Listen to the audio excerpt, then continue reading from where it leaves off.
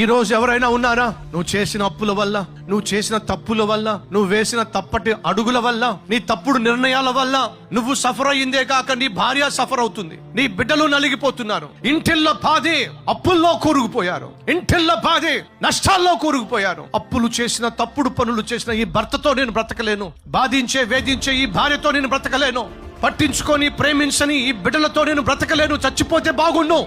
ఎవరైనా ఈ రోజు అటువంటి వారు ఉన్నారా? మరణమే శరణం అనుకుంటున్న వారు ఉన్నారా? నువ్వు చేయాల్సిందల్లా ఒకటే. ఈ రోజు నీ దుస్థితి ఏమిటో, నీ పరిస్థితి ఏమిటో ఒక్క మాటలో దేవునికి చెప్పు, నన్ను కనికరించు నాయనా అని నువ్వు ప్రార్థన చేస్తే నా దేవుడు నీ జీవితంలో పని మొదలు పెడతాడు. నా దేవుడు నీ జీవితంలో నువ్వు ఎన్నడూ ఊహించని మార్గాలు తెరవబోతున్నాడు. అరణ్యములో మార్గాలు చూపించబోతున్నాడు. ఎడారిలో సెలయేర్లు ప్రవహింపచేసే మహా గొప్ప దేవుడు నేను ప్రకటిస్తున్నా ఈ ప్రభు అయిన యేసు.